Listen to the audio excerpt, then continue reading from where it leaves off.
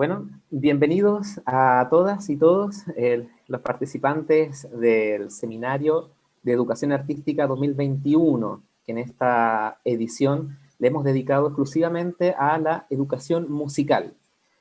Le doy la bienvenida a los participantes que vienen de distintos lugares de Chile y del extranjero, de Costa Rica, México, Perú, Argentina, Bolivia, espero que no se me escape nadie, Venezuela.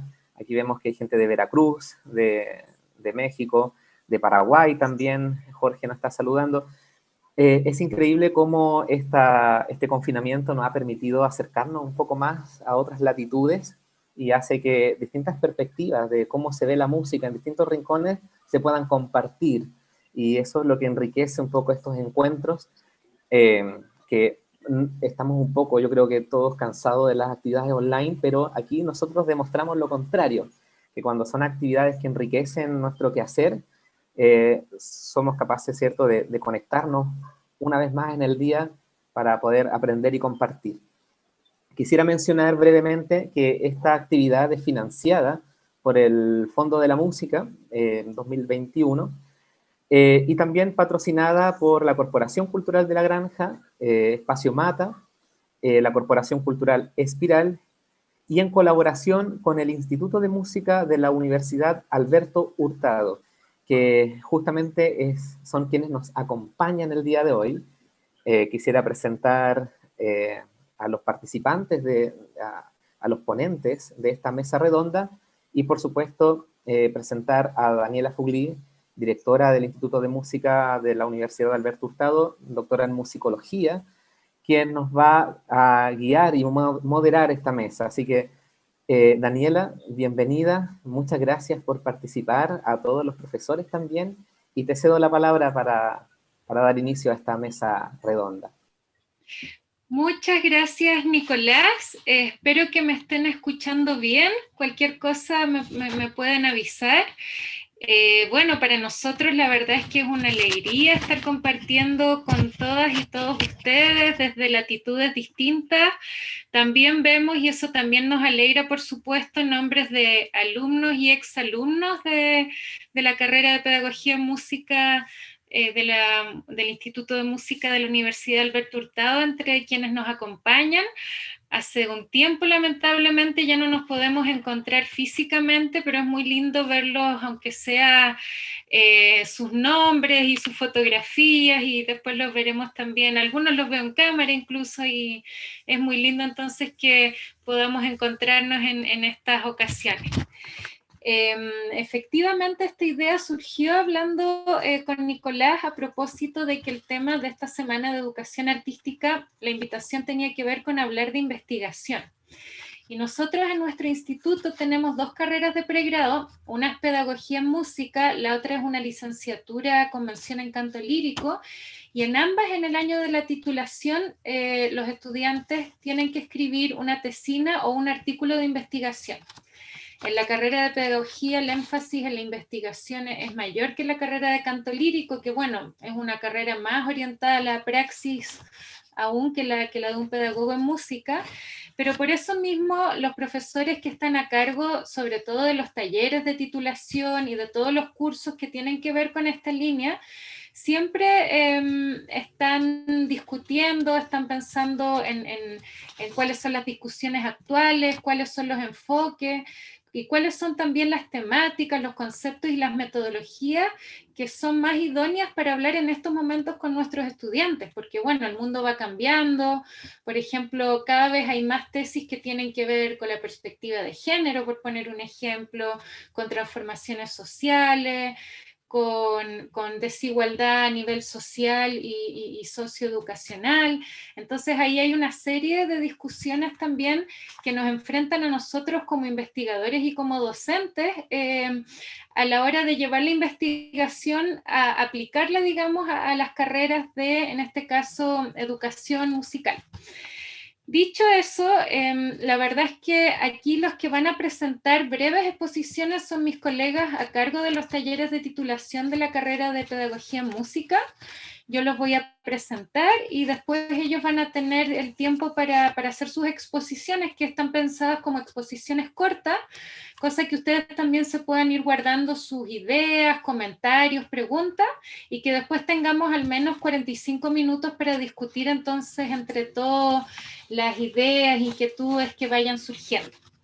Los voy a pasar a presentar entonces para no invertir tanto tiempo en esta introducción. Primero voy a presentar a la colega Lorena Valdebenito. Ella es actualmente directora de la carrera de Pedagogía en Música. Lorena es máster en música hispana, es profesora de música también y doctora en musicología. Ha publicado trabajos sobre la formación de discursos sobre sujetos en la música, sobre música, afectividad y género, y sobre educación musical y género. Actualmente es investigadora responsable de un proyecto Fondesit con el título Música, Cuerpo y Afectividad, un relato musicológico sobre la representación de masculinidades en canciones populares chilenas. Luego paso a presentar a Juan Carlos Poveda. Juan Carlos también es profesor en artes musicales, con estudios superiores en guitarra clásica, es magíster en artes con mención en musicología y doctor en estudios latinoamericanos, formado en la Universidad de Chile. En la actualidad, su principal línea de investigación tiene relación con la música y la infancia en el Chile contemporáneo. También ha trabajado el fenómeno de las representaciones de América Latina en la música y en un plano más pedagógico, las estrategias de enseñanza de la apreciación musical a nivel inicial, que tiene que ver con lo que nos va a contar hoy. Luego les presento al colega Jacob Rekedal. Jacob tiene grados de doctor en etnomusicología de la Universidad de California, Riverside, y de magíster en educación del Union Graduate College de Nueva York. Ha realizado proyectos etnomusicológicos con apoyo de la Universidad de California y también de distintas instituciones chilenas. Actualmente dirige un proyecto Fondesit. Entre sus intereses están las músicas folclóricas, populares e indígenas de América del Norte y América del Sur, así como sonido, subjetividad y etnografía. Nos queda ahora presentar a Rolando Ángel Alvarado. Él es profesor de música también, investigador en educación musical y doctor internacional en humanidades y ciencias sociales. Ha publicado diversos artículos sobre temas relacionados a la educación musical y también tuvo una estancia en la Academia Sibelius de Helsinki. Actualmente es miembro del comité editorial del International Journal of Music Education y es colaborador en programas de posgrado de la Universidad de Luján en Argentina. Todos son también profesores de nuestro instituto, por eso esa parte me la estoy saltando un poco en la presentación. Por último, Pedro Iglesias es guitarrista clásico, titulado de la Universidad de Chile, con estudios de posgrado en la Hochschule de Música y Teatro de Rostock, Alemania. Ahí él realizó el Concertexamen, que es el equivalente a un doctorado artístico. Junto con eso, actualmente es candidato a doctor en didáctica de la música en la Universidad de Valencia, en España. Como ustedes pueden ver en los perfiles de los colegas que aquí presento, hay una combinación entre venir ya sea de un estudio artístico, de la pedagogía en música, la musicología, y eso tiene que ver también con que este ámbito de la investigación en la educación musical, en mi opinión, en Chile es muy interdisciplinario y es un campo en formación. O sea, sobre todo todos los jóvenes que aquí nos acompañan probablemente van a estar ya en una generación donde la investigación en educación musical va a estar más asentada como disciplina que lo es actualmente. Pero también es enriquecedor y es interesante que los perfiles de quienes investigan en esta área sean interdisciplinarios. Y bueno, dicho eso, le doy la palabra a Juan Carlos Poveda, que va a hacer la primera presentación. Ya. Muchas gracias, Nicolás. Muchas gracias, Daniela. Muchas gracias a todas y todos los que están acá. Veo con mucho agrado ver a, como decía Daniela, muchos y muchos egresados, ¿cierto? Muchos estudiantes actuales. Ahí Vicente, Elizabeth, Matías y otros más por ahí, Fabián. Lo que yo quisiera compartir hoy tiene más bien relación con la actividad docente que para mí resulta más inspiradora y desafiante, ¿ya?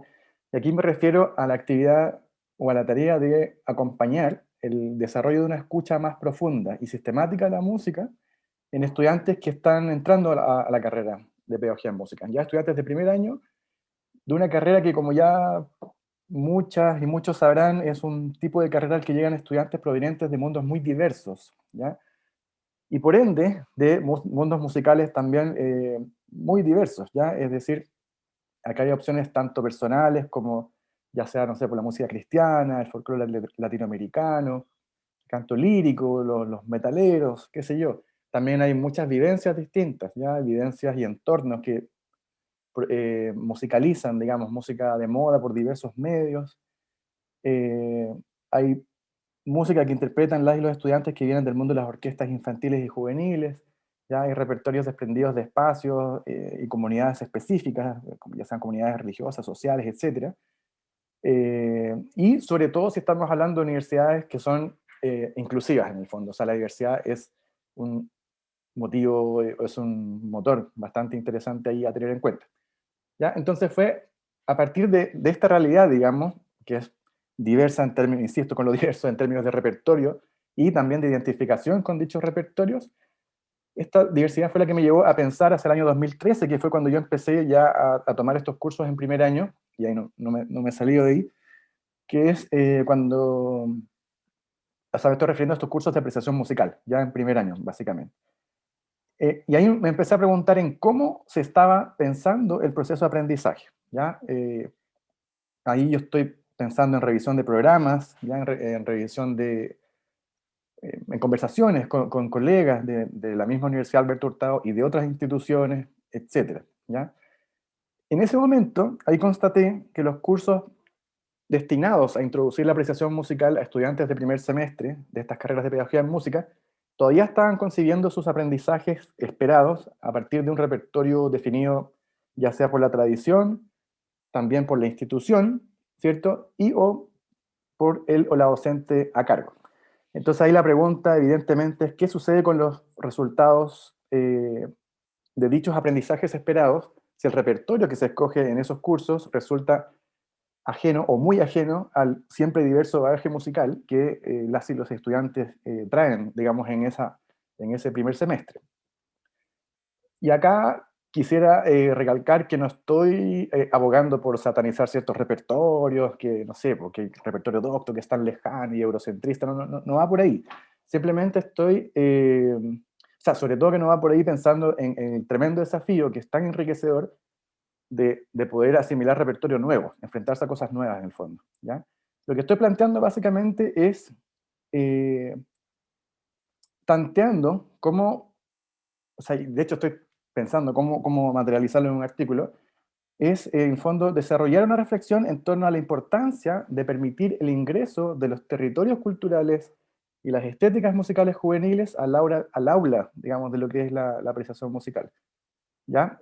Esto como una estrategia que no solo nos brinda resultados exitosos en términos de aprendizaje, que eso yo lo he comprobado y he levantado diversos instrumentos en los cuales a través de diagnósticos y de testimonios ya sea al inicio del curso, a la mitad y al cierre, he ido recopilando, sino también en términos de construcción de significación, ¿ya? De sentido y de identidad, ¿ya? Que son evidentemente procesos que tienen también consecuencias y refuerzos en lo que es autoestima, seguridad en una etapa inicial de la trayectoria formativa universitaria, que es una etapa llena de incertidumbre, ¿cierto? Más encima, dentro de una carrera que tampoco goza mucho prestigio social en nuestra sociedad, que es la educación, por lo menos en nuestro país, y de una disciplina que más encima despierta bastante desconfianza en las familias, ¿cierto? Que apoyan a estos estudiantes que van a estudiar más encima educación en música, ¿ya? Que es una disciplina que también despierta cierta sospecha y prejuicio, ¿cierto? Entonces, lo anterior es una operación que no es para nada sencilla de implementar, ¿ya? Y aquí pienso en un cambio de mirada, ¿cierto? Que por ejemplo podría emanarse desde una dirección de carrera, y esta operación implica, claro, es sumamente compleja, es decir, implica no solamente una inversión en el diseño habitual de estos cursos, y también posiblemente de otros, pero yo estoy concentrado en apreciación musical, sino también el cuestionamiento profundo de las creencias y de las ideologías que cada docente recibió en su casa de estudio. Y ahí sí retomo, digamos, el eurocentrismo de cuño más tradicional, patriarcalismo, ¿cierto? Una dimensión ética y llena de prejuicios, más bien llena de juicios de valores de lo estético en el fondo, ¿cierto? De imponer cierto repertorio con la clásica dicotomía ya muy antigua de la alta y baja cultura que, aunque uno la crea superada, la verdad que ahí está bastante vigente. Y la verdad que, bueno, este es probablemente el cambio más difícil de lograr. El estudiante de primer año, la verdad que entra como una esponja y es un sujeto que tiene un proceso de aprendizaje muy, muy, muy intenso, en el fondo. ¿Ya? Pero en los docentes, evidentemente, el proceso es distinto. Y evidentemente no estoy diciendo nada nuevo, ¿cierto? Es decir, en el contexto latinoamericano esto ya lo ha planteado, no sé, por gente como Andrés Samper en Colombia, ya en Argentina, con todo un trabajo con culturas juveniles, con, no sé, Gabriel Kaplun, hay hartos nombres más, ¿ya? En el caso de Chile, digamos, ya hay una tesis muy interesante de Raúl Aranda, del 2005, después hay un artículo de hace un par de años de Carlos Poblete, Nicolás Mascarán, Adrián Leguina y Bárbara Carreño, publicado por el ISME. Raúl Jorquera también sacó una tesis recientemente muy relacionada a estos temas, y hay otros nombres más que injustamente estoy olvidando. Pero insisto que el cambio, claro, se produce dentro de este mundo docente, es el cambio más difícil de lograr, ¿no? Pero aquí ya cerrando, digamos, en mis 8 minutos de tiempo, quisiera también pedirle a las y los colegas, en el fondo chilenos, que recuerden cómo era nuestra vida cotidiana y profesional antes de octubre del 2019, y al resto de los colegas latinoamericanos que piensen cómo era su vida cotidiana profesional antes de la pandemia, ¿ya? Para que nunca olvidemos en el fondo que los cambios son posibles. Y finalizar esto diciendo que, bueno, esta primera presentación con la que abre este encuentro también tiene una índole un poco testimonial en el fondo. Y es justamente un testimonio de bastante tiempo que está buscando tener una proyección en un contexto académico dentro de un artículo o algún otro formato similar, digamos. Así que por ahí va mi aporte. Así que cierro mis palabras agradeciendo justo en los 8 minutos que me tocan. Muchas gracias, Juan Carlos. Creo que son muy interesantes tus aportes y vamos a poder discutir mucho de ellos. Nos vamos a guardar aquí las ideas que vayan surgiendo. Se me ocurre que van a haber ideas que también quizás van a ser puntos en común entre distintas presentaciones. Y gracias también por respetar el tiempo tan estrictamente. Se nota ahí la formación también de músico clásico de base, ¿no? Ahora le doy la palabra a Pedro Iglesias con su presentación. Gracias, Daniela. Gracias, Nicolás, también por la invitación y, bueno, saludo a todos los participantes. Bueno, me sumo a las palabras de Juan Carlos, que es muy grato ver ahí como nombres conocidos y también nombres que no conocemos. Bueno, en la primera parte de esta ponencia voy a definir esto de la investigación artística, que es como un nuevo enfoque de investigación que está apareciendo. Lo voy a caracterizar y dar un ejemplo de esto aplicado a la música, porque esto nace, digamos, en todas las artes. Y después voy a desarrollar un poco de por qué podría ser útil en la formación profesional de instrumentistas. Estoy pensando un poco en la formación más tradicional de conservatorio. El concepto de investigación artística aparece con varios nombres en inglés, PAR, por Practice as Research, o investigación a través del arte. Autores como Bogdorf, López Cano, San Cristóbal han teorizado un poco. Se trata de un tipo de investigación donde no hay separación entre observador y objeto de estudio. O sea, el investigador es el artista. En este tipo de investigación, la obra de arte viene a dar respuesta a preguntas de investigación. Normalmente una investigación parte de preguntas de investigación que se resuelven de diferentes maneras, y en este caso, la obra de arte da parcialmente respuesta a esas preguntas. Y nace como un enfoque alternativo de metodologías más tradicionales de investigación en el concepto del arte, como la musicología o teoría del arte, todo eso. Hay que considerar que este enfoque no considera toda la actividad artística como investigación. Tiene que tener como ciertas características, por una parte de tener como una búsqueda de ampliar el conocimiento. También se deben plantear preguntas de investigación que deben ser resueltas por la obra de arte.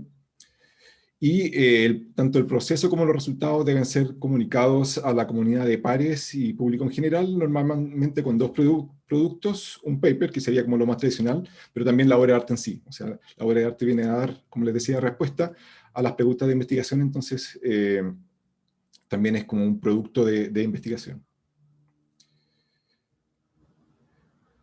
Un ejemplo aplicado a la música, lo que ven ahí es la medición de la agógica en la sonata 18 de Mozart, el primer movimiento, en 4 ejecuciones, lo que se llama un tempo map.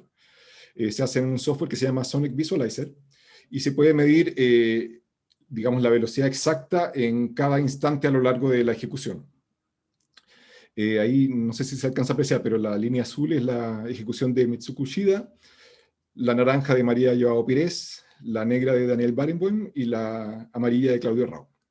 En el eje vertical están, digamos, la velocidad expresada en BPM, y en el horizontal es todo el movimiento de la obra. Entonces acá pueden observar, digamos, acá donde baja comenzaría el segundo tema, acá está la repetición, etc.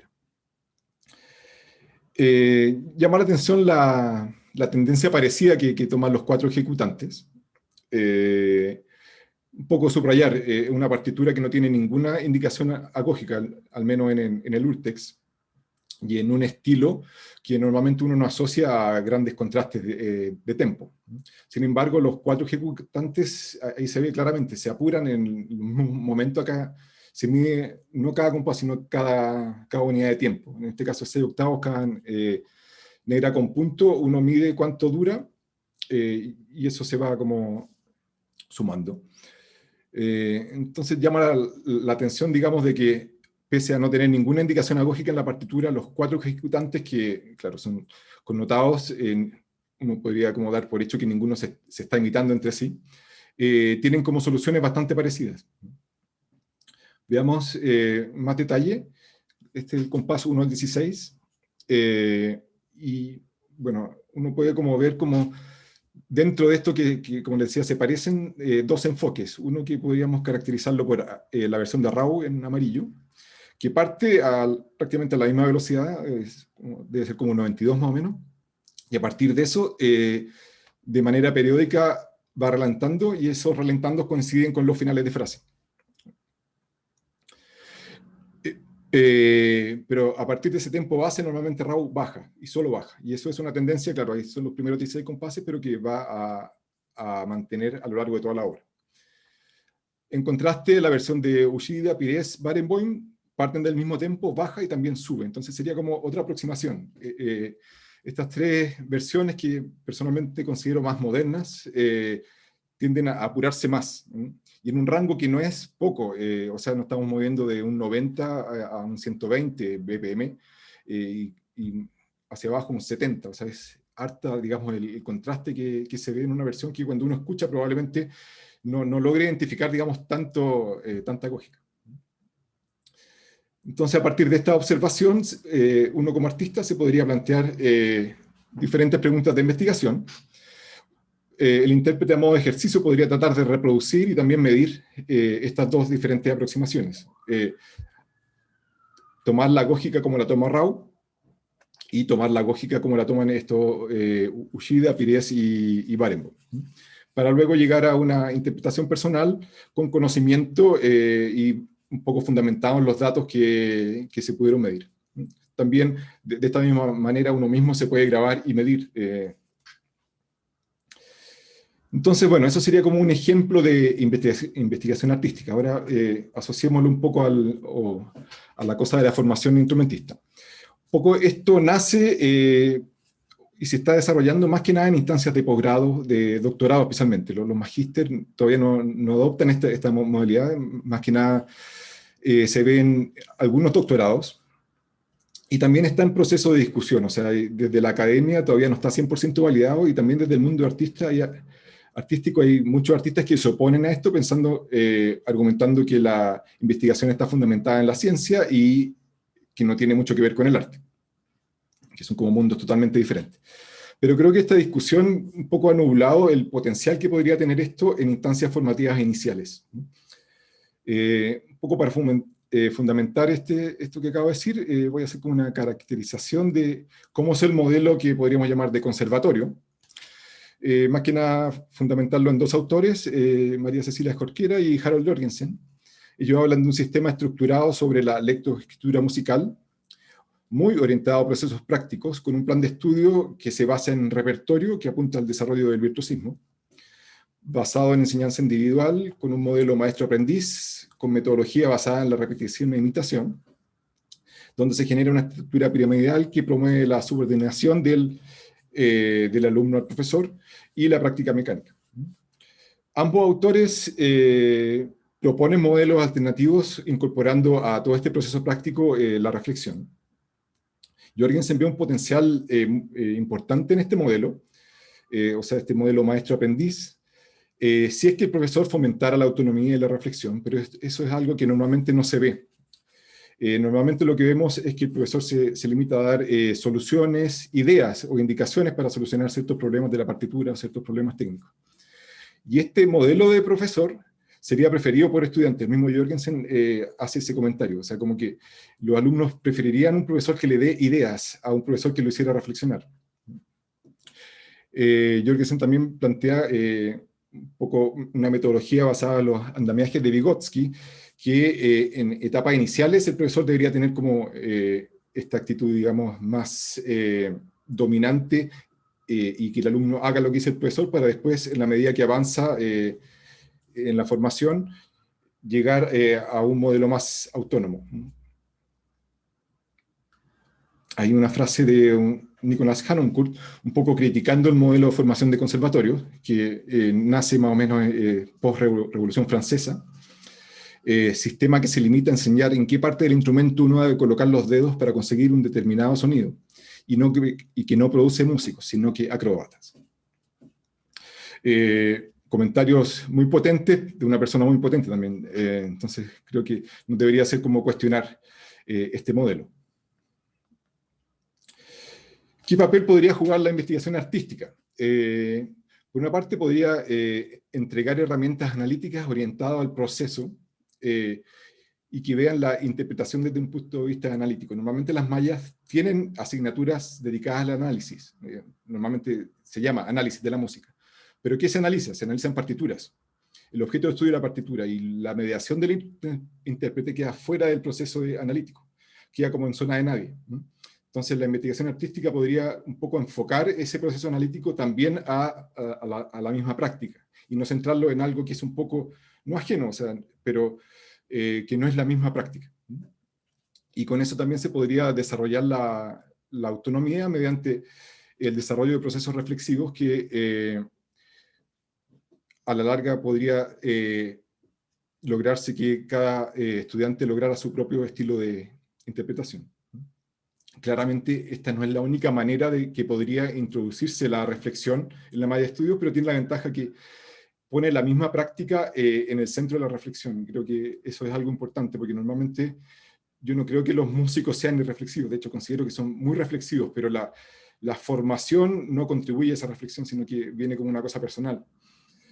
Entonces la integración de este modelo de investigación artística, al proceso formativo en etapas iniciales podría un poco dar respuesta a esta crítica bien fuerte que se le está dando, digamos, de enseñanza excesivamente práctica. Por mi parte, estoy trabajando ahora en una intervención a modo de investigación-acción con un grupo de estudiantes que son, digamos, de diferentes etapas formativas y estudiantes de primero hasta de último año de instrumento del conservatorio y también de pedagogía, un poco para validar esta hipótesis y una metodología, digamos, de trabajo un poco alternativa, cosa que puedan incorporar estos elementos de la investigación artística a su quehacer artístico. Muchas gracias. Muchas gracias, Pedro. muy interesante también tu aproximación. Yo ahora recordaba seminarios que hemos compartido con Nicolás sobre guitarra, ¿verdad? Donde este tipo de inquietudes son muy frecuentes, como qué hacer para sistematizar, ¿verdad? El rol del intérprete y validarlo también en la academia sin que deje de ser intérprete, pero permitiéndole también entrar en el discurso académico de alguna manera. Creo que ahí también vamos a tener bastante que conversar. Ahora entonces le doy la palabra a Jacob Rekedal. Bueno, en primer lugar, muchas gracias por esta invitación a público, tanto como a los anfitriones aquí. Es muy grato estar con ustedes. Algunos conozco y reconozco y otros mucho gusto por esta primera vez. Voy a poner también un reloj aquí para que no se me pasa. Ya, le eché a andar. Y aquí está lo que traje un breve PPT aquí, que básicamente trata de esto, de etnomusicología y educación musical, puentes y desafíos. Como dice la etnomusicóloga y también educadora Patricia Sheehan Campbell en un texto que algunos quizás conocen, ella aborda este tema de puentes entre estas disciplinas desde la etnomusicología y yo también. Entonces, para sacar un poco de encima la responsabilidad de manejar ciertas cosas, pero también decir que yo hablo desde la etnomusicología, pero también tengo formación en educación. Y estos puentes son algo muy importante para estas disciplinas hoy en día, que se buscan una relación nueva o mejor, podríamos decir, para nutrirse una a la otra. Entonces, dividí esto en un par de secciones y primero, etnomusicología y educación musical, trasfondos conceptuales y teóricos. Y bueno, esto he mostrado a mis clases, una diapositiva bien estándar, pero etnomusicología, algunas definiciones, por si alguien no está muy familiarizada con la disciplina. Antecedentes históricos y histórico-disciplinares, tiene folclore, musicología comparada, antropología, y el término etnomusicología fue acuñado realmente en los años 50, no es algo que viene desde la antigüedad, sino que es algo más nuevo. Y hay distintas organizaciones como la International Folk Music Council, ahora es International Council for Traditional Music, Society for Ethnomusicology en América del Norte y varios otros que a nivel mundial que se hacen cargo un poco de avanzar esta disciplina. Según Alan Merriam, la etnomusicología es o ha sido el estudio de la música en la cultura o el estudio de la música como cultura. Pero hoy en día la etnomusicología, entre otras definiciones más dinámicas, una de mis favoritas es de Michael Bakken, que dice que es el estudio de cómo las personas hacen y experimentan música y por qué les importa que hagan esto. Esto implica una serie de cuestionamientos antropológicos, pero también musicales, ¿no? Ahora, si vemos localmente en Chile, aproximadamente entre los años 1900 y 1970, mirando algunos antecedentes de lo que tenemos hoy en día como la práctica etnomusicológica, si tomamos, por ejemplo, folclore como un tema de investigación y enseñanza de la ciencia utópica a la formación de identidades, si miramos folclore como fue concebido aquí por Rodolfo Lenz, que formó la Sociedad de Folclore Chileno, esto es antes de que existía etnomusicología en sí, y él escribió que folclore es una rama de la etnología investiga las leyes de la formación de la humanidad como con objeto de presentar un cuadro de su vida psíquica. Y sigue aquí diciendo que se ve pues que la etnología es tal vez el punto culminante de todas las ciencias porque su objeto es el ser perfecto que existe en la tierra, el hombre. Realmente hubo un sentido utópico de folclore y es importante entender ese trasfondo que folclore era en cierta forma la materia prima para la etnología, que era una ciencia humana de vanguardia buscando no solamente conocer el pasado, sino que el futuro de la humanidad y cómo mejor convivir, etcétera, construir sociedades modernas. Pasamos a otras ideas de folclore y su relación con la enseñanza, que durante el siglo XX estoy saltando toda la historia, me van a darse cuenta, pero el gran Carlos Isamit, que tenía dos propósitos que expresó en un artículo de 1962, y parte de lo que saco aquí viene de una revisión que hice de textos de la revista Neuma y también la revista musical chilena. Hace un par de años encontré como 150 y tanto publicaciones relacionadas con la educación musical en esas dos revistas, especialmente en la revista musical chilena, que es mucho más antigua. No todos son artículos de investigación, muchas cartas y crónicas, pero hay una cantidad gigantesca de material que están en nuestra literatura nacional sobre la educación musical chilena, que convive con folclore, con etnomusicología. Es muy interesante. Y básicamente Samir propuso que entre dos propósitos principales, el folclore, en esta época cuando la etnomusicología va naciendo, el folclore que va en paralelo, tenía dos propósitos para su enseñanza, y uno era para consolidar el espíritu nacional y el amor a la propia tierra, y para estimular ideales universales de paz y fraternidad. Y él también decía, esto es importante, esta parte aquí, que folclore no es algo que tomar tan livianamente, sino que la enseñanza de folclore tiene exigencias muy propias, porque todo producto folclórico no es un hecho aislado, es decir, requiere un trabajo contextual muy serio, y él da pautas para esto. Bueno, cuando la etnomusicología en sí como que nace y se aterriza, aquí tenemos temáticas globales aterrizadas en América Latina y Chile en la segunda mitad del siglo XX. Tenemos planteamientos como de Mr. Greve, que tiene ya un enfoque con una publicación en el año 72, proyecciones de la etnomusicología latinoamericana a la educación musical y a la creación artística, enfoque netamente etnomusicológica hacia la educación, y también la conceptualización de etnomusicología como interdisciplina entre la antropología y la musicología sistemática, consideración del prolongado efecto epistemológico colonial en la educación musical, en cuanto a enfoques y repertorios doctos europeos. Con todo respeto a mis colegas aquí que se especializan en música docta europea, pero ella se preocupaba un poco de cómo tomar en cuenta otras músicas y cómo se podría insertar, incluso ofrece un par de diagramas donde y cómo insertar la etnomusicología y sus insumos en el sistema educacional. Y tenemos después en la misma revista musical chilena, Gerard Behag, en el año, ¿qué año fue?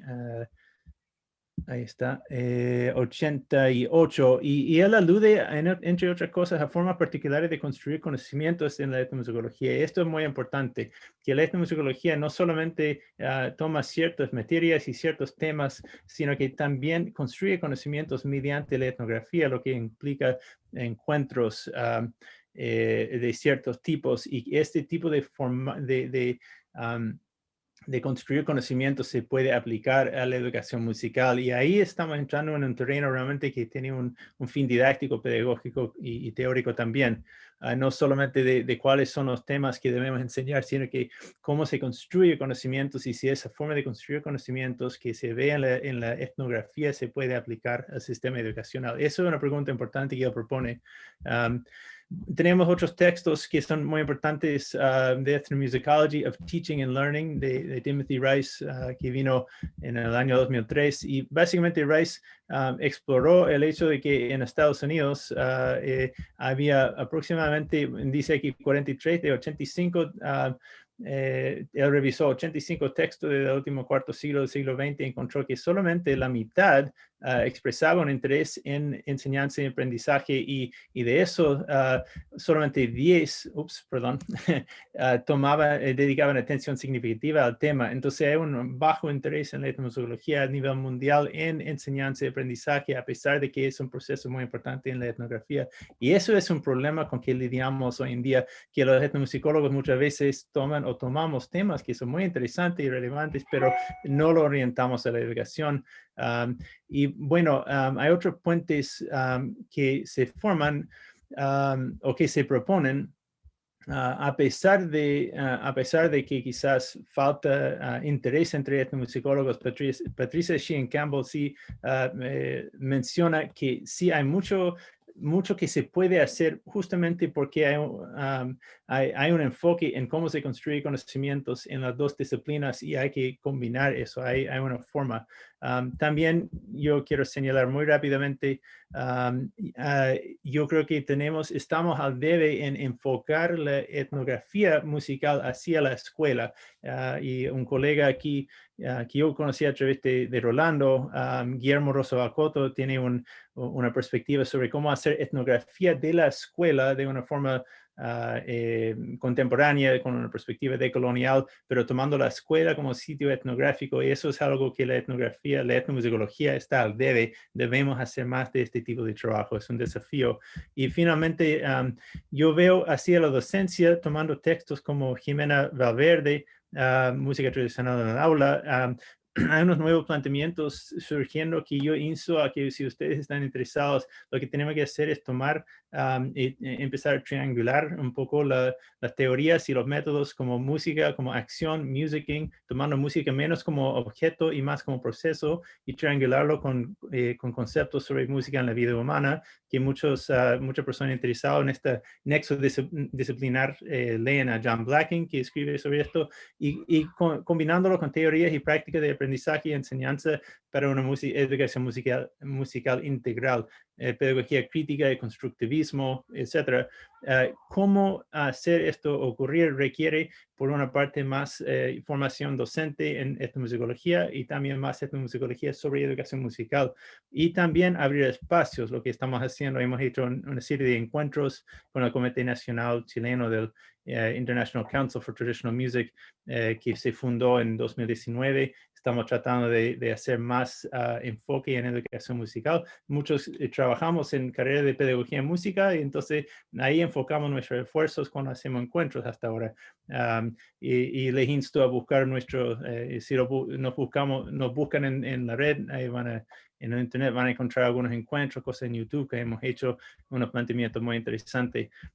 Y bueno, abrir espacios como este. Muchas gracias por esto, porque esto es abrir un espacio donde ojalá lo que he dicho en palabras muy rápidas ahora podemos ir conversando más despacio en los minutos que quedan. Así que muchas gracias. Eso sería mi aporte. Muchas gracias, Jacob. Yo creo que ahí también tenemos mucho que conversar, pensando en que en realidad una perspectiva etnomusicológica yo creo que puede aplicarse a cualquier repertorio, ¿no? También se puede hacer con música docta, si uno quisiera, con folclore. Obviamente es un tema muy importante para lo que podría ser ya las aproximaciones de educación intercultural, quizás, pero en realidad etnografía debiéramos hacer de alguna manera todos, si estamos trabajando con la educación y acercarnos a los espacios. Y bueno, dicho eso, le doy la palabra a Rolando Ángel Alvarado para su presentación. Ya nos quedan las dos últimas presentaciones antes de abrir la conversación. Bien, espero que estén, buenas tardes, espero que estén viendo el archivo PowerPoint, que se titula Complejidad de la educación musical escolar, pero los ejemplos que voy a dar al final tienen más que ver con la parte escolar. La arquitectura holística en estricto rigor es un enfoque o un diseño de investigación que quiero presentar ahora ante ustedes, en el cual venimos trabajando con otros colegas desde ya hace varios años, y que se centra en la complejidad. Por lo tanto, les ruego que se centren en esos dos conceptos, complejidad y arquitectura holística. Muy bien, vamos a comenzar con una cita que expuso el Mayday Group el año 2009. En ese tiempo estaba David Elliott, por ejemplo, en el grupo, y actualmente están personajes como Daniel Chebok o Juliet Hess, quienes están vinculados a la ecopedagogía musical o a esta visión de la justicia social y el racismo o el antirracismo que hay que tiene que prevalecer en la educación musical. Bueno, la cita expone: la investigación para la educación musical debería centrarse simultáneamente en el interés teórico y la relevancia práctica. Y a veces nos centramos mucho en la teoría, en generar teoría, pero nos estamos olvidando de que la investigación que estamos desarrollando tiene que ser útil para nuestra comunidad y tiene que servir para establecer medidas de mejora. Y desde ese punto de vista, la arquitectura holística se plantea como un diseño de investigación un macro diseño, mejor dicho, donde perfectamente se puede establecer una espiral hermenéutica o una espiral, un ciclo entre la teoría y la práctica, presentando la teoría a través de la Bildung musical, que es un concepto que define Fredrik Nielsen desde Dinamarca y que está teorizado en distinta literatura, y que toma como unidad de interpretación la musicología, porque básicamente la educación musical se comprende, según lo que dice Nielsen, como el espacio educativo donde se van a impartir una serie de conocimientos musicológicos. Y es ahí donde la acción en el sistema de enseñanza tiene que establecer distintos mecanismos o estrategias pedagógicas de enseñanza-aprendizaje para que se puedan ir abordando los distintos contenidos musicológicos. Y es ahí donde entramos en una espiral, porque interactúa la investigación con la acción práctica que acontece en el aula. La explicación conceptual o teórica, epistemológica respecto a la arquitectura holística está presente en el artículo que expongo abajo. Bien, que es de publicación gratuita, así que en la revista Itamar número 5 lo pueden encontrar. Perdona, Bien. Rolando, si tú has avanzado tu PowerPoint, yo no lo veo avanzar. Ah, bien. ¿Ahí ven el PowerPoint? Ahí sí, ahí. No, es que no, la diapositiva número 2 no la alcanzamos a ver. Ya, esa es la cita, que, bueno, la dije. Y aquí está la espiral. ¿Ven la número 3? ¿Ven la que dice arquitectura holística para la educación musical? Sí. Ya. ¿Y ven esta, la de colores? ¿O no? Sí, también se ve. Ya, perfecto. Entonces lo voy a dejar así, no voy a agrandar pantalla. Bueno, aquí está la espiral hermenéutica que les contaba, este bucle entre la investigación y la acción y la práctica educativa. Y abajo está la cita, la Holistic Architecture for Music Education. Si lo ponen así en Google, va a aparecer el distinto material que se ha confeccionado.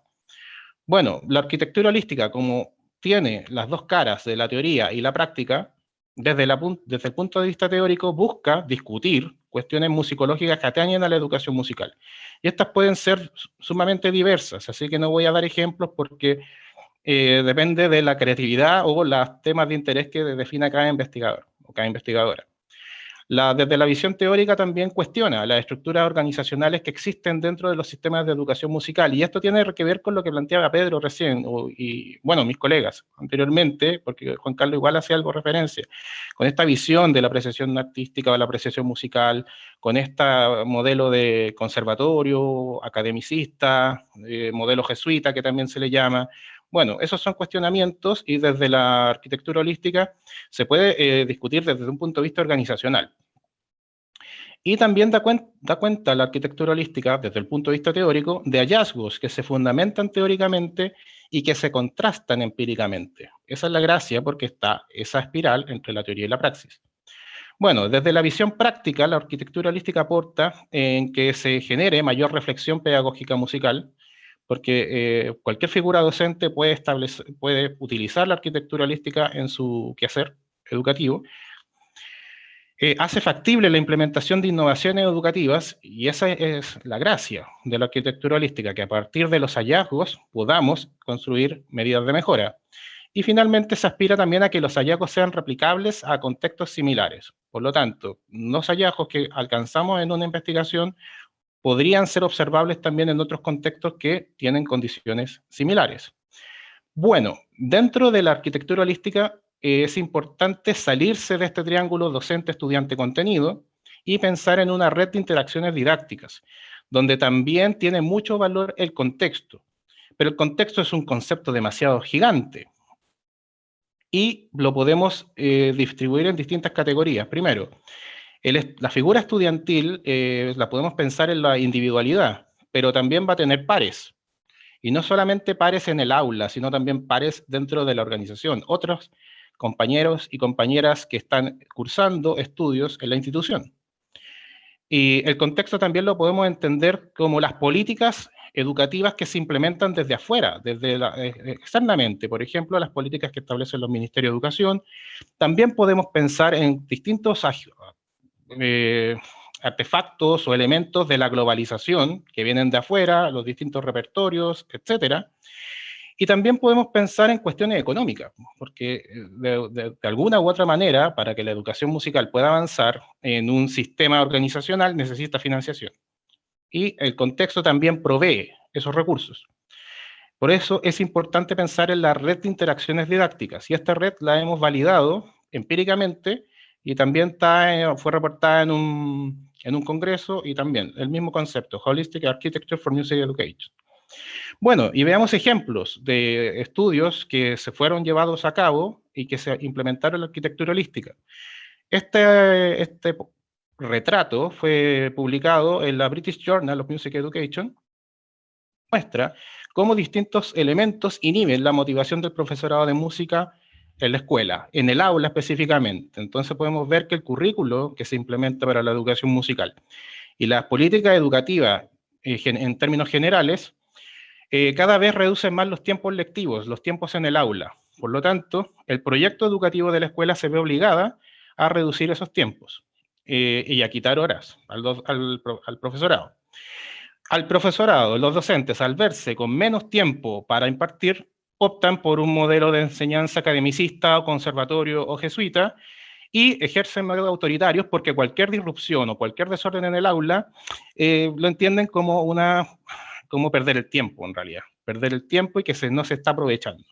Y desde ahí aparecen conceptos de la responsabilidad docente, porque algunos adjudican el mal comportamiento a cuestiones como el clima u otras, y no necesariamente a competencias profesionales.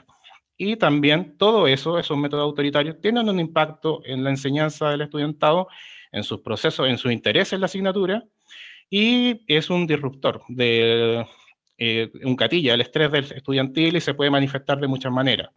Todo eso tiene un impacto en la autodeterminación o en la motivación del profesorado de música, debiendo tomar en cuenta también que la comunidad escolar a veces genera estereotipos o prejuicios hacia la asignatura de música, y existe una soledad laboral, porque en muchas escuelas hay solamente un o una docente de música.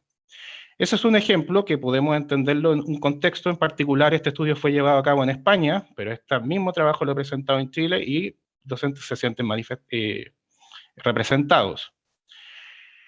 Y el segundo ejemplo, para acabar, tiene que ver con inequidad de la educación musical, que presenta distribuciones centralizadas las provisiones, porque las escuelas que están situadas en la zona central de Chile reciben los distintos materiales mucho antes que las escuelas que están en los extremos del país, por ejemplo en la Arica y Parinacota, en la región de Arica y Parinacota. Hay una centralización del currículum, porque, por ejemplo, para referirse a la música de la zona norte, el currículum establece la música de la tirana, y eso en realidad como que no dice mucho desde una visión etnomusicológica que planteaba Jacob. Y finalmente hay un presupuesto limitado para la educación musical que nuevamente se va reduciendo. Este estudio está planteado en Chile y está ahora en proceso, y lo estamos llevando a cabo con 2 sectecistas que están colaborando en el desarrollo de esta investigación, Byron Gárate González e Isabel Quiroga Fuentes. Gracias, y ahí están mis datos de contacto, ahí están mis investigaciones para quienes se interesen en ResearchGate, especialmente, y Google Académico. Muchas gracias por el espacio, Daniel y Nicolás. Muchas gracias, Rolando. Muy interesante, y conecta, como tú mismo hiciste los vínculos con las presentaciones de los colegas. Ahora ya tenemos la última presentación a cargo de Lorena Valdebenito, y ya con eso vamos a ir abriendo la discusión. Entonces también desde ya, quizás si quieren ir comentando algo en el chat, pueden hacerlo.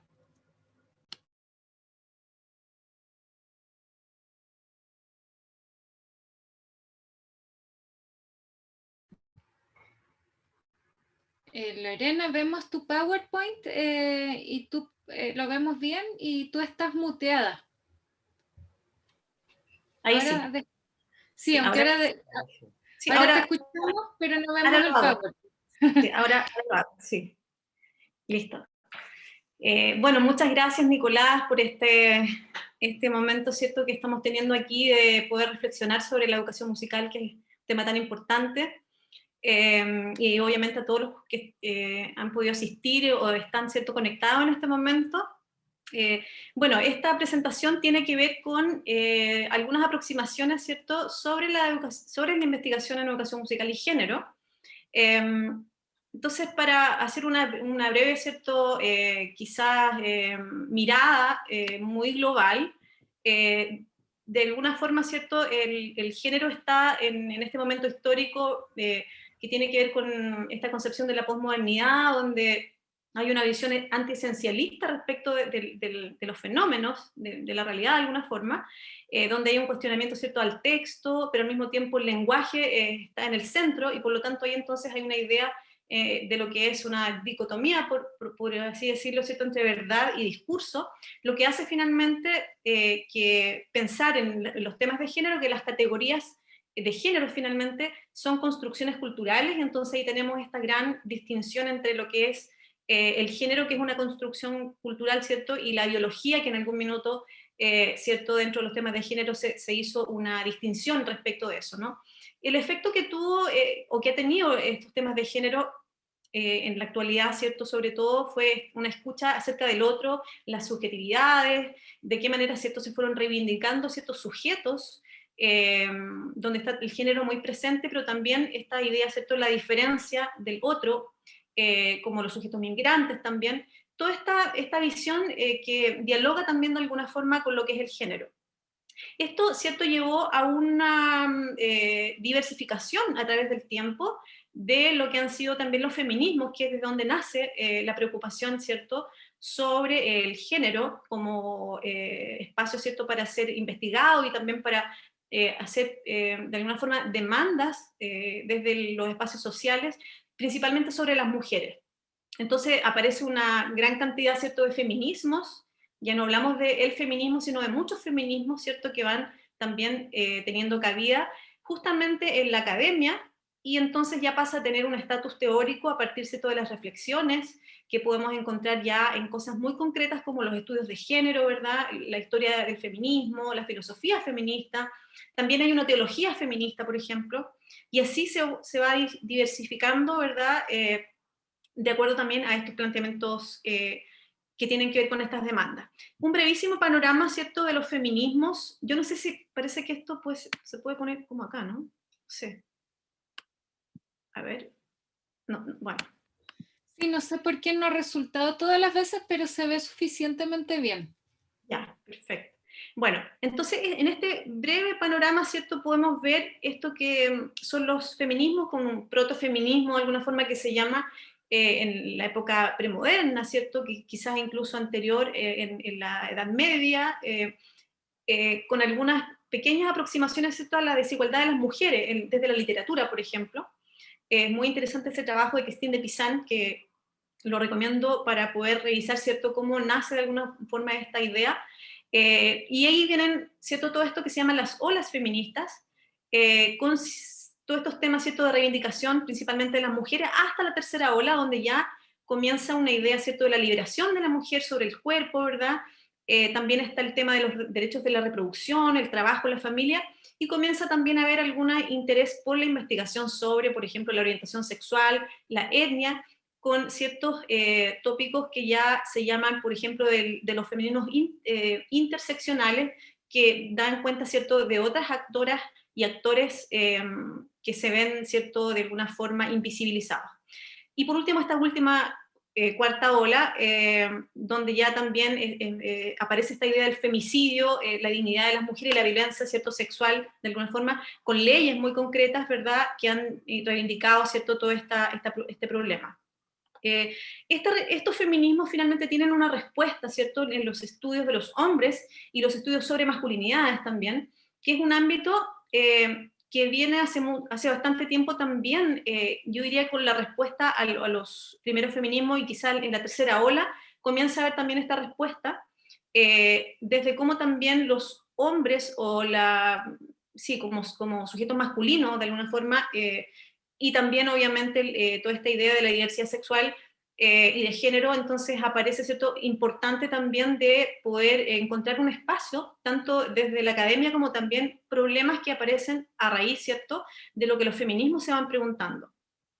Ahí entonces tenemos estos enfoques de género en la primera ola, donde aparecen los estudios feministas, en la segunda ola los estudios sobre las mujeres, ¿cierto?, y una tercera ola donde, como decía, aparecen los estudios de género.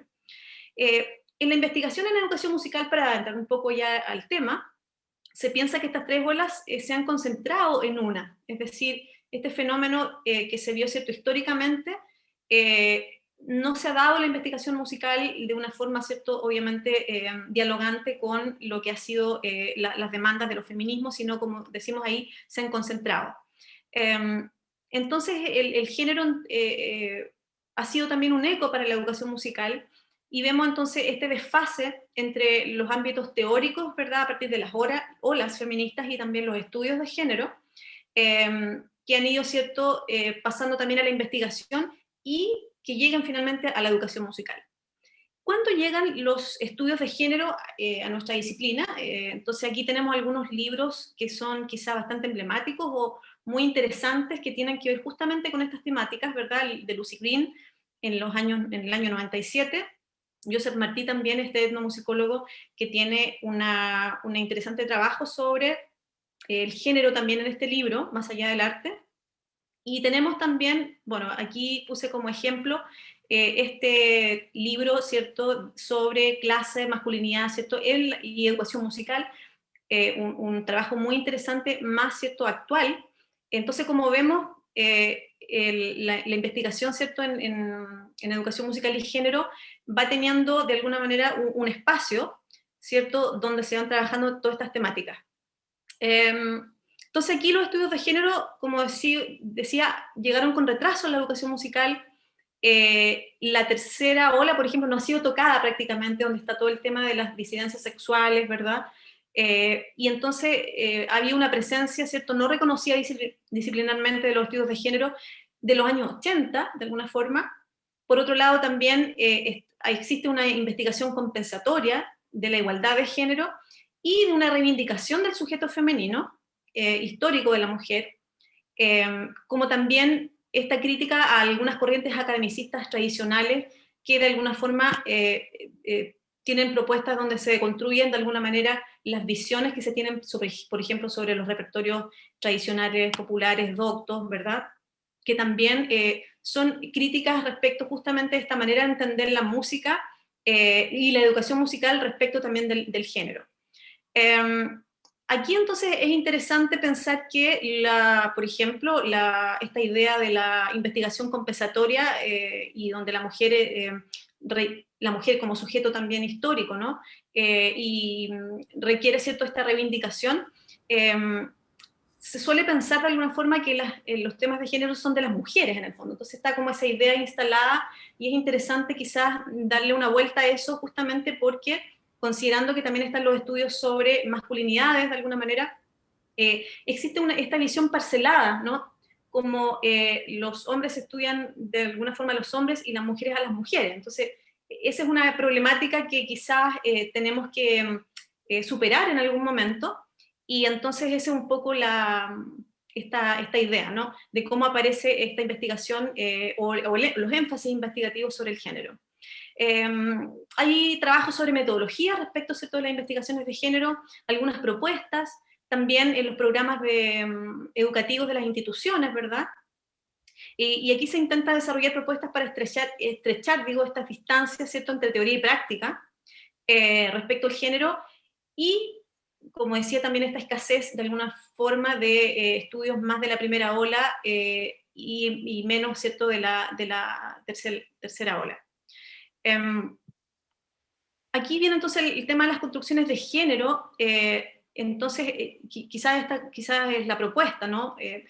Pensar en que se tiende a parcelar esta idea, ¿cierto?, de reivindicar el sujeto femenino, y entonces queda como una idea compensatoria. Entonces se escriben, por ejemplo, libros que son los primeros trabajos de alguna forma, que también son bastante importantes, pero quizás se quedan en esa intención de, como las mujeres no están perfectas, las vamos a poner como aquí, entonces quedan de repente en el currículum, o quedan en las historias de la música quizá integradas, pero como en un espacio muy marginal de alguna forma, pero no como un relato, ¿cierto?, de integración. Entonces aquí esta reivindicación femenina, según este autor, finalmente ayuda solamente a modificar esta mirada de la jerarquía sexual, pero en realidad el problema de fondo es esta dualidad justamente de la separación en relación a las categorías de género. ¿Qué hacemos entonces respecto de este problema? Y aquí viene un poco la reflexión, ¿cierto? Que es fundamental poder remirar el modo en que hemos estado investigando la educación musical y el género, con la finalidad, ¿cierto?, de atender a este problema de polarización o separación de los géneros. Y por otro lado también tenemos algunas dificultades que requieren, ¿cierto?, de una toma de postura teórica, conceptual, considerando que hay tantos enfoques respecto de lo que es los estudios de género, los feminismos, que esa quizás es una tarea también interesante para construir marcos teóricos, para poder investigar ¿cierto?, el género en la educación musical y obviamente en todos los espacios, ¿cierto? Pero también, de alguna manera, tomar también las decisiones coherentes de todos los actores para que estén presentes, por ejemplo, las decisiones curriculares de la enseñanza del género también, que es algo que, por supuesto, dialoga de alguna manera con la investigación en educación musical. Y por último, la idea sería entonces como desafío incluir temas de género con una perspectiva inclusiva e integradora sobre el género, tanto en las investigaciones como decía en los currículum, y de tener también de alguna forma con esto esta segregación temática, ¿verdad? Considerando que el género no debiese ser investigado quizás desde una perspectiva fragmentada, ¿cierto?, sino de integración, con esta idea también incluyendo lo no binario, por supuesto, y todas las identidades de género. Bueno, aquí hay una bibliografía en la que me basé, digamos, para hacer esta presentación, así es que muchas gracias. Muchas gracias, Lorena, por esta última presentación que toca temas también muy importantes de abordar en el mundo actual. Y ya dicho eso, podemos abrir la discusión. Yo no sé si Nicolás quisiera partir haciendo algún comentario y no sé si tú prefieres, Nicolás, que discutamos hablando o más bien a través del chat, como tú nos digas. Sí, bueno, agradecer a todos los ponentes. Creo que es extraordinario todos los temas que ponen en la mesa para poder iniciar esta conversación. Y creo que la modalidad puede ser mixta, porque hay algunos que son más tímidos que otros. Quizá aquellos que no quieran desactivar su micrófono lo pueden escribir en el chat y vamos haciendo la mediación, y aquellos que quieran activar su micrófono, por supuesto, lo pueden hacer. A mí, bueno, quisiera comenzar como para romper un poco el hielo con los participantes, ¿cierto? Mientras ellos pueden escribirnos, por supuesto, al chat y darnos sus ideas y reflexiones, preguntas.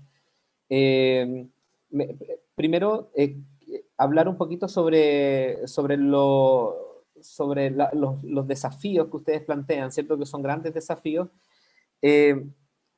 Tomando en consideración este tiempo global que estamos viviendo hoy en día, que trae beneficios y dificultades también a la hora de aplicar ciertas investigaciones, ¿cierto? En el caso de la interpretación, ya que provengo de esa área, de la interpretación musical, ¿cómo se podría aplicar de cierta forma un estudio de investigación en el cual se pueda didactizar o llevar de alguna forma a un plano didáctico en educación? Que una de las grandes dificultades que tenemos los intérpretes o los que nos dedicamos a tocar un instrumento, de que finalmente terminamos siempre educando, ¿no? Llevando nuestro quehacer a la parte más pedagógica. ¿Cómo nosotros lo podemos hacer en el punto de vista de investigación, interpretativa, ¿cierto? Pero enfocado a algo más didáctico, ¿no? Como, por tomar un ejemplo, los métodos o los programas de las universidades que están creados, cómo llevar una investigación. No sé si Pedro me podrá ayudar, que viene un poco de la misma área, pero mi pregunta es esa. Creo que es la que tengo más enredada y confundida en mi cabeza en este minuto. Sí. No sé cómo levantar la mano, pero... Te vemos. Pero ya que fui interpelado, sí, es como súper interesante lo que plantea Nico. Yo creo que hay que un poco derribar esta dicotomía que hay entre teoría y praxis. Yo creo que ese es como el gran mal, y que se da tanto en la interpretación, también yo lo veo mucho en el ámbito netamente pedagógico. O sea, por una parte, el profe de aula frente a todo lo que es investigación. Y creo que tiene que ver con enfoques antiguos de investigación, un poco cargado al positivismo.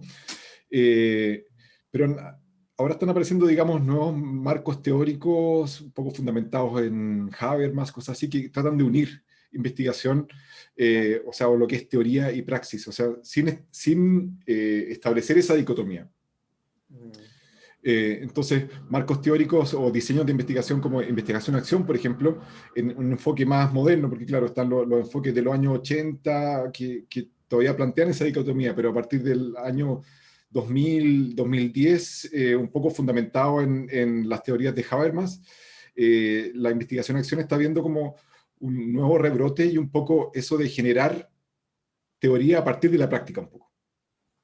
Entonces, ya no es este investigador, observador, imparcial, así como que probablemente es una herencia del positivismo, digamos, que no interviene, sino que el que está en la práctica genera. Pero para eso también es importante que la persona que esté en la práctica se dé el tiempo de reflexión, porque también, claro, uno cuando está haciendo clases como que agarra la máquina y al final como que no queda tiempo para pensar, se transforma en una cosa mecánica, pero creo que, o sea, un poco respondiendo a tu pregunta, tratar de evitar esa dicotomía, claro, que uno investiga y otros tocan, o uno hace en clase y otros teorizan, sino que a partir de la misma práctica empezar a reflexionar y ahí se empieza a generar teoría. Y es una teoría súper potente porque la teoría que viene desde la praxis es irrefutable, porque viene de la praxis. O sea, no es alguien que en el Olimpo que dice una cosa que todos tienen que hacer, sino que es en la misma práctica empieza a hacer. Y bueno, el enfoque de la investigación artística también creo que tiene un poco ese fundamento, o se le está dando ese fundamento.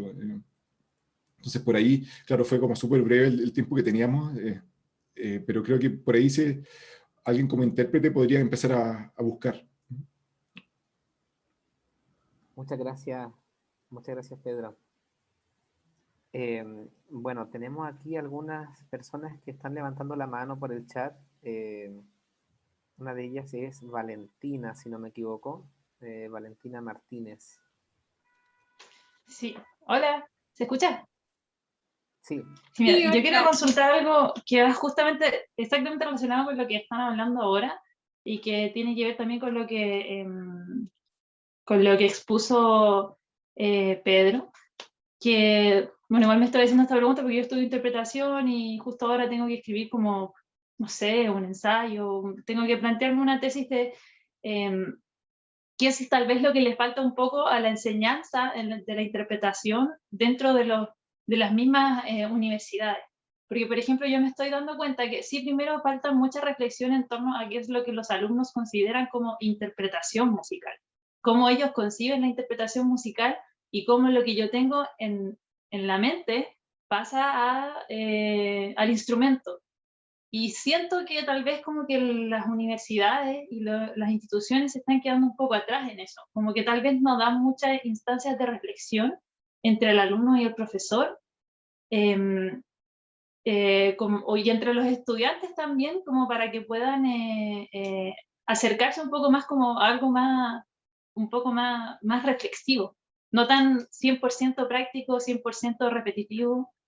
Y la otra, o sea, no sé si hice una pregunta o no, porque en verdad me explayé, pero no sé si es como mi idea o es así realmente, como que los profesores de verdad se están quedando un poco atrás en cuanto a este tema. Y no sé si en verdad tiene que ver con que los profes también un poco carecen sobre todo los profesores de instrumento carecen un poco de herramientas pedagógicas, porque muchos no son profesores, son intérpretes.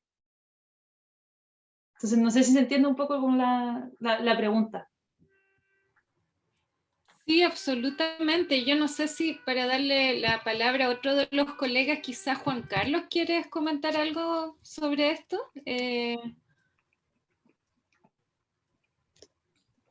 Sí, la verdad es que no sé cómo ordenarlo, es muy amplio el espectro, pero creo que ahí Pedro planteó un panorama interesante que tenía que ver con este paradigma del estudiante que en el fondo tiene que adquirir cierta autonomía basada en la adquisición de conocimientos para poder a partir de ahí interpretar por sí mismo ciertas ideas o o propuestas interpretativas en el instrumento, etc. Yo, la verdad, considero que el pensamiento crítico o la forma de pensar e independizar el pensamiento se da desde el día 1, en el fondo, ya sea con un preludio opus 1 hasta con una obra compleja. No sé, la verdad que hay mucho que hablar, pero creo que sí, hay una gran dicotomía, una generación, en el fondo, de profesores, de intérpretes que la verdad tienen estas creencias muy arraigadas también, ya estos discursos ya muy solidificados, en los cuales es complejo entrar ahí, es complejo entrar en el predominio de ciertos estilos, en el predominio de un código de lectoescritura, en el predominio de una escucha muy clausurada en el fondo, que no se abre de repente a otras realidades que están trayendo los estudiantes en el fondo. Hay, no sé, hay lenguajes gráficos que están en sintonía con lenguajes que siempre se han dado en la historia de la música, en el fondo, pero que no están siendo atendidos en el aula, ni universitaria, ni a veces, bueno, a nivel escolar no estoy tan seguro, pero a nivel universitario sí yo lo veo a veces, digamos. Entonces, la verdad que da para otro seminario. Yo le propondría a Nicolás que la segunda parte, no sé, pero eso, creo que es muy amplio el tema. ¿Sí?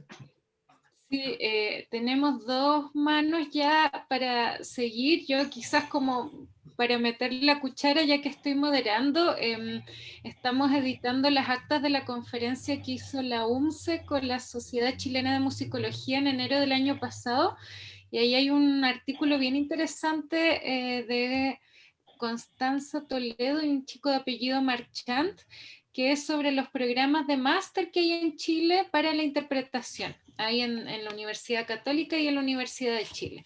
Y como es un máster, los estudiantes tienen que escribir una tesis, pero los profesores que tienen que hacerles a los estudiantes hacer el máster vienen de esta formación de conservatorio, y ahí se crea como una contradicción un poco entre esta formación muy de conservatorio y el estudiante que de alguna manera tiene que demostrar que puede sacar un máster.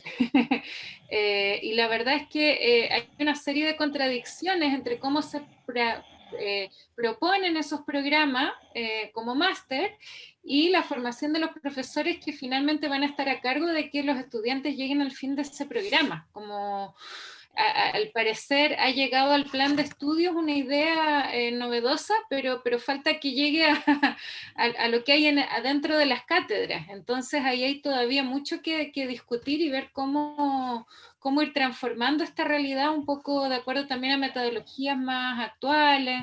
Pero bueno, tenemos a Daniela, Sandoval. Sí. Daniela, ¿puedo tomar la palabra? Un momentito, súper cortito, para agregar, porque a lo mejor después se cambia el tema. Okay. Sí, bueno, ya que la chica es de Argentina, me acuerdo de los trabajos de Pilar Holguín y Fabio Chifrés, que están muy orientados a estas visiones de colonialistas. Jacob habló también de Guillermo Rosabal Coto, y conviene, porque contrastan estos distintos modelos desde una visión empírica.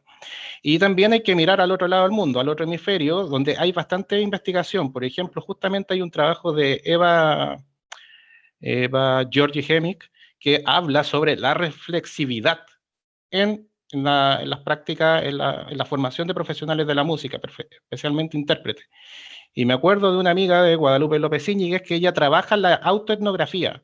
Entonces ella se analiza en sus procesos de praxis con el cello, y desde ahí trata de ir reportando los distintos logros que ella tiene a través de las distintas didácticas que simplemente se autoimpone al preparar un concierto, etcétera. Entonces, material hay, pero hay que mirar también a veces. Otro elenco que se me ocurre es Nacho Pozo con la Universidad Autónoma de Madrid, en la Facultad de Psicología. Ellos también tienen mucho trabajo en esa línea.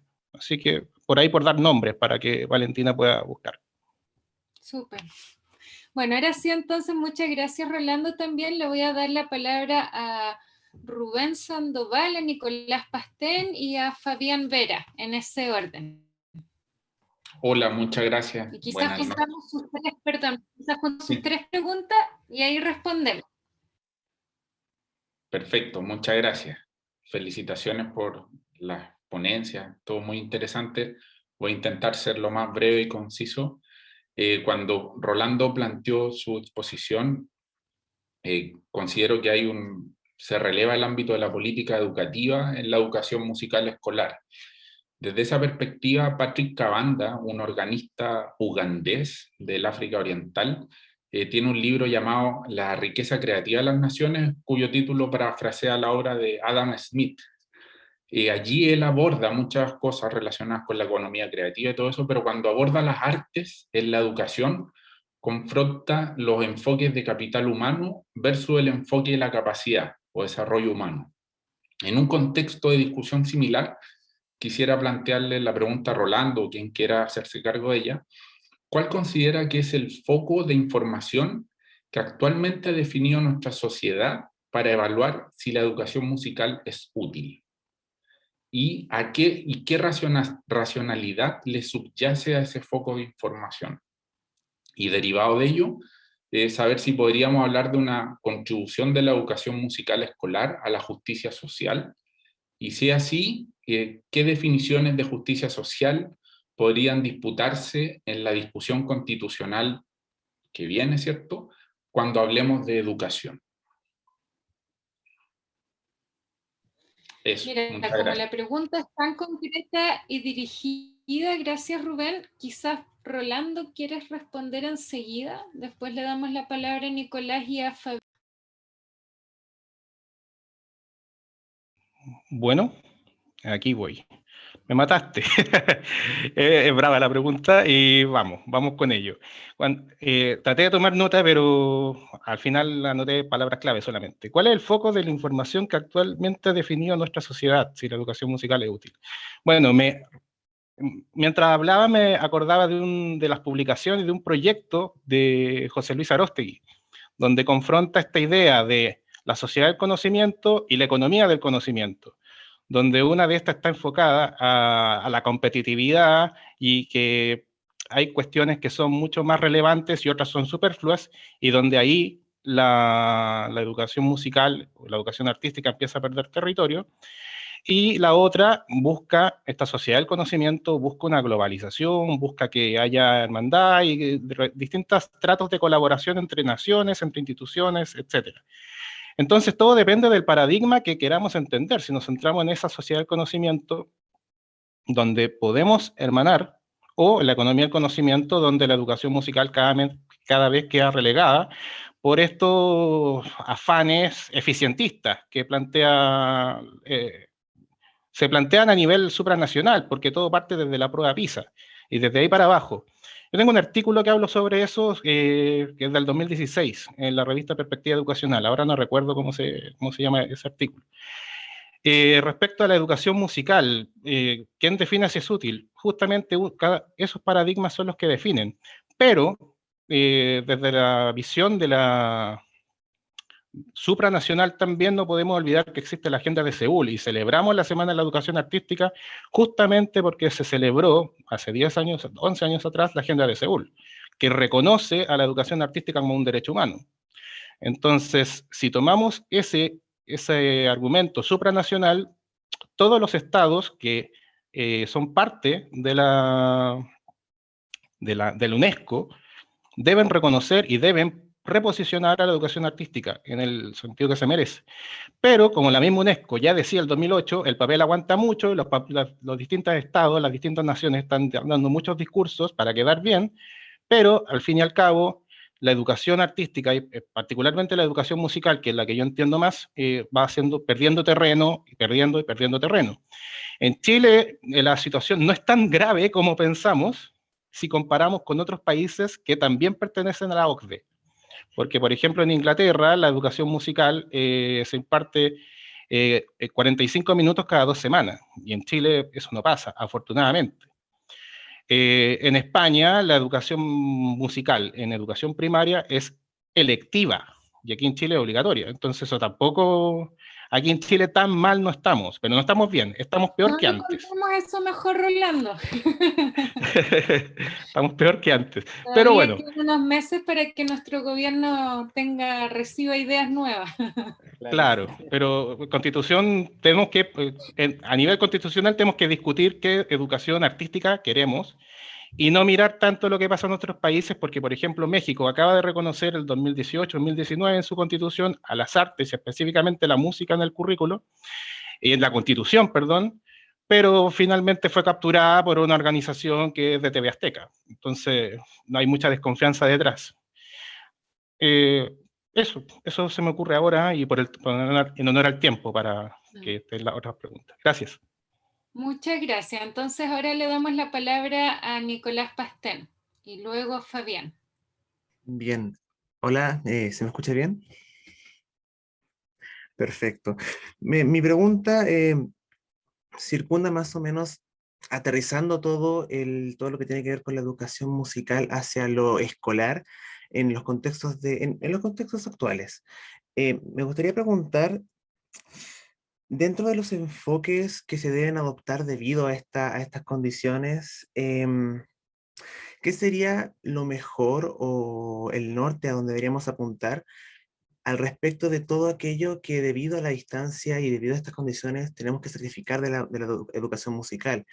Me explico un poquito más, me refiero a, debido a que como tenemos que hacer clases los profesores mediante estas plataformas, podemos quizás abordar la educación musical, el aprendizaje desde aspectos más reflexivos, analíticos y etcétera, pero estamos obligados lamentablemente a sacrificar todo aquello que tiene que ver con lo social, si se quiere, de la música. O sea, se puede, a día de hoy se puede abordar la interpretación musical, la apreciación musical y las discusiones como tal, mediante estas plataformas online, pero creo que estamos todos los docentes de acuerdo de que no es lo mismo al hacerlo todos compartiendo un mismo espacio.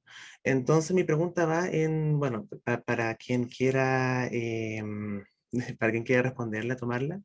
¿Qué pasa con eso? ¿Deberíamos esperar a volver a tener estas instancias de aprendizaje musical con todo lo social presencial? ¿O quizás es momento de darle la oportunidad a, mira, ¿sabes qué? Sí, sí existe ¿cómo decirlo? Un espacio o un área interesante respecto al desarrollo social de los estudiantes dentro de un contexto de pandemia donde estamos haciendo todo online. O sea, sí existe estos sentimientos de pertenencia, de formar parte de un todo, tocando alguna canción, alguna pieza. Puede ser muy distinto, puede ser, es muy distinto, no es muy distinto. Es momento de plantearnos esas preguntas y mirar al futuro desde esa área, o mejor esperar a volver a tener estas instancias, porque en realidad son cosas que no se pueden reemplazar. Buena pregunta también la que nos plantea Nicolás. No sé si de repente Lorena o Jacob quisieran responder.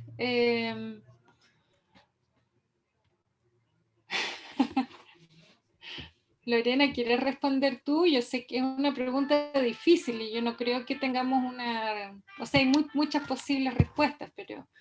Sí, es una pregunta bien difícil, yo creo, porque claramente nos hemos tenido que adaptar a esta forma, cierto, virtual de poder trabajar la enseñanza de la música, bueno, toda la enseñanza en general, donde la música claramente se ha visto tan afectada, principalmente por este carácter, cierto, justamente de la práctica, ¿cierto?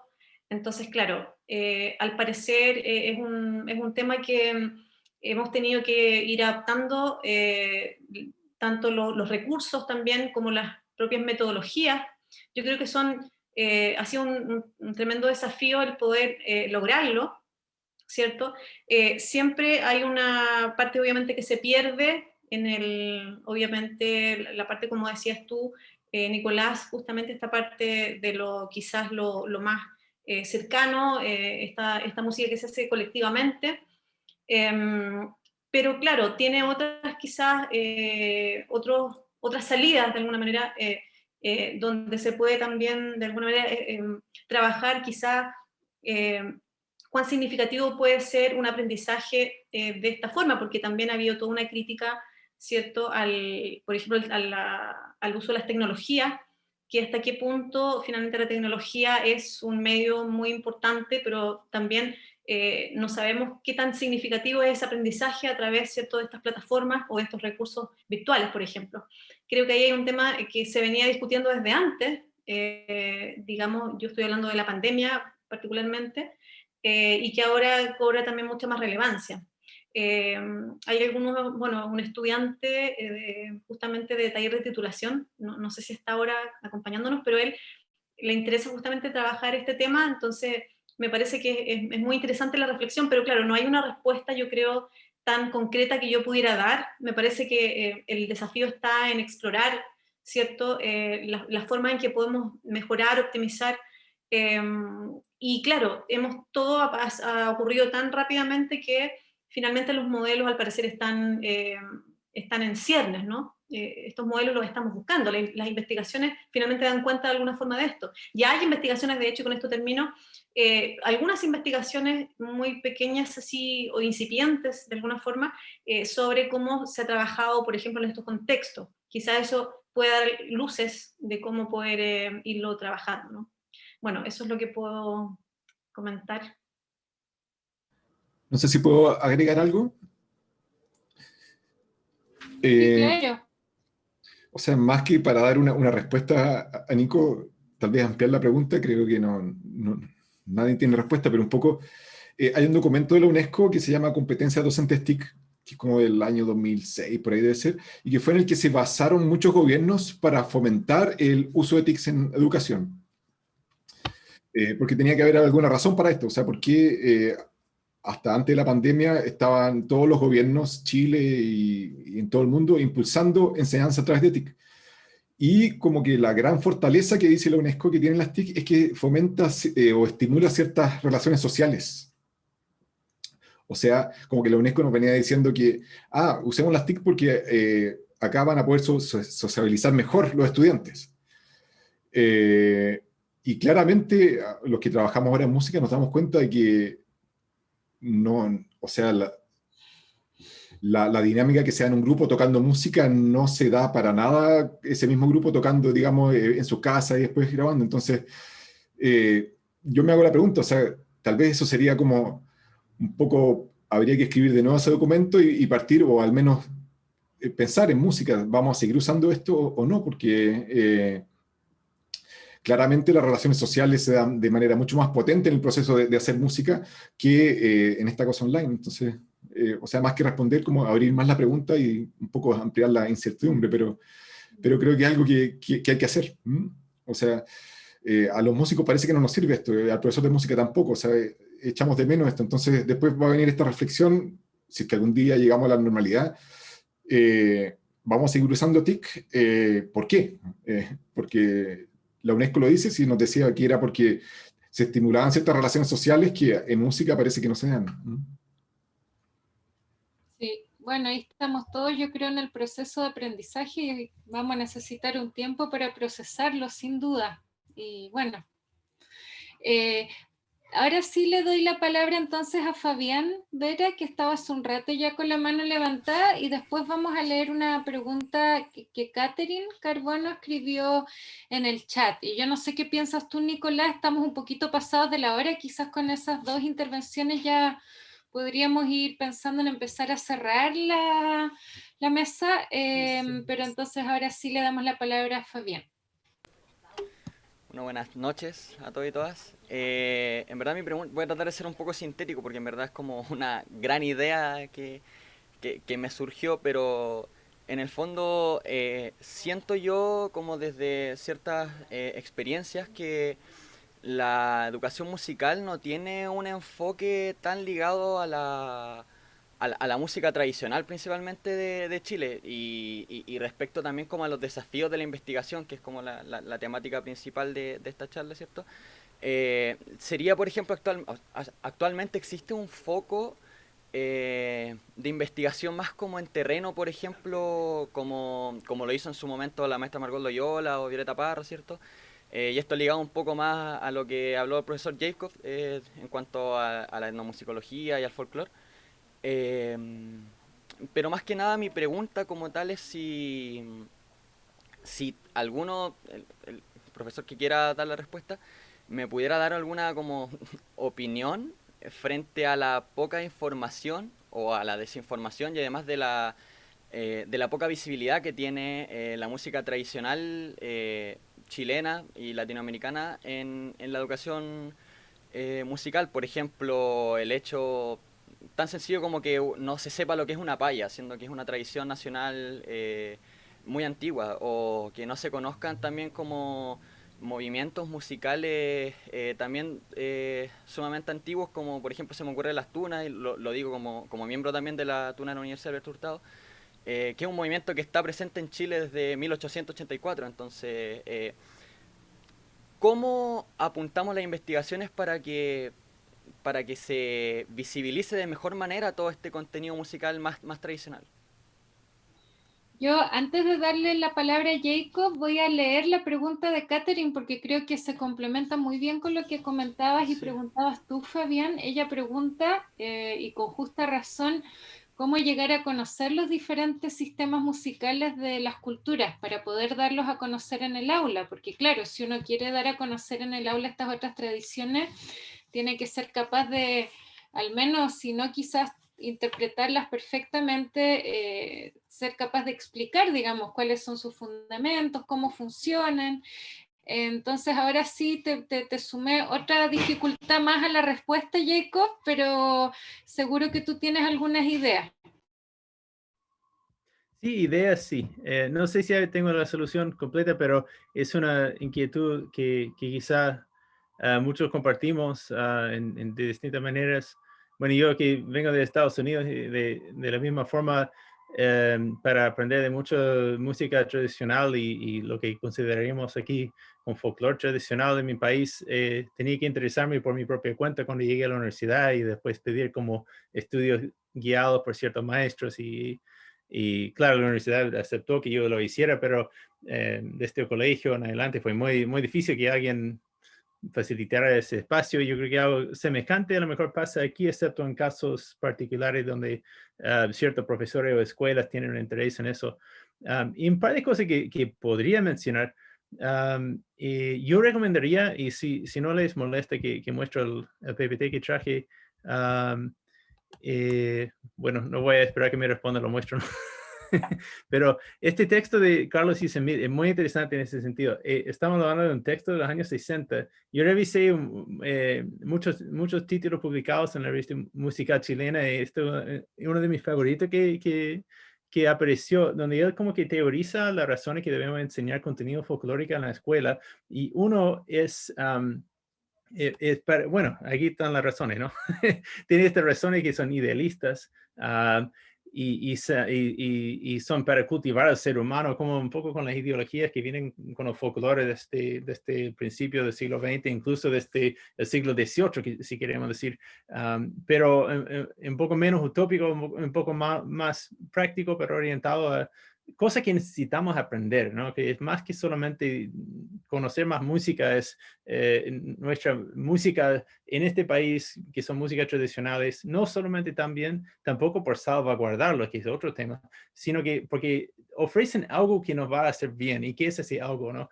Y en parte de lo que receta Isamit es, o da un par de ejemplos. Si toma una tonada de la región del Maule, y explica, si empezamos a estudiar esta tonada, vamos a ver que detrás hay una práctica de la trilla, y asociado con la trilla es la fabricación de la chupalla, qué es la chupalla, y cómo esto se va articulando con la industria de trigo, y un montón de cosas que a través de una canción uno podría abrir un mundo de conocimiento. ¿Por qué no se hace más este tipo de cosas? No estoy seguro. Yo creo que por una parte requiere lo que Isamit propone y lo que muchas otras personas han propuesto es que tiene que articular distintas instituciones para que esto funcione. Una persona que enseña tiene que también manejar los archivos, las instituciones donde resguardan la información, tiene que manejar algo de investigación y saber cómo se produce conocimientos en terreno. Y eso es mucho que esperar de cualquier persona. Y parte de lo que también mencioné, Gerard Beja sugirió que hay un elemento de formación docente, que si los docentes pasaran por más formación en investigación etnográfica, a lo mejor al momento de llegar a hacer clases tendrían otra forma de pensar en la música. Eso es un etnomusicólogo que ama su profesión y quiere que todos lo conozcan un poco, ¿no? Pero cuando empezamos a hablar de distintas músicas, no solamente tradicionales, pero la diversidad de música que hay, esta es otra página que no alcancé a mostrar, el artículo de Timothy Rice. Él va por los ejemplos de etnografías muchas de músicas tradicionales de distintas partes del mundo, pero también otro tipo de música no necesariamente tradicional. Pero, ¿qué es la forma en que desde la etnografía se ha abordado enseñanza y aprendizaje de música? Y todo esto se puede, si uno toma el tiempo y tiene el tiempo, se puede empezar a considerar como un insumo para la pedagogía en música. Pero requiere mucho tiempo y dedicación y estudio y manejo de archivos y manejo de muchas cosas que simplemente en el tiempo que tiene un docente, yo creo que Pedro mencionó como tiene que hacer tanta cantidad de horas de clase y después queda exhausto y qué va a hacer. Pero estas son formas en que desde la etnomusicología se puede acceder a enseñanza y aprendizaje. Yo no sé si te estoy respondiendo la pregunta, sino que reforzando la idea de que hay una riqueza inmensa en la música tradicional y también en la etnomusicología que es insumo para la pedagogía en música.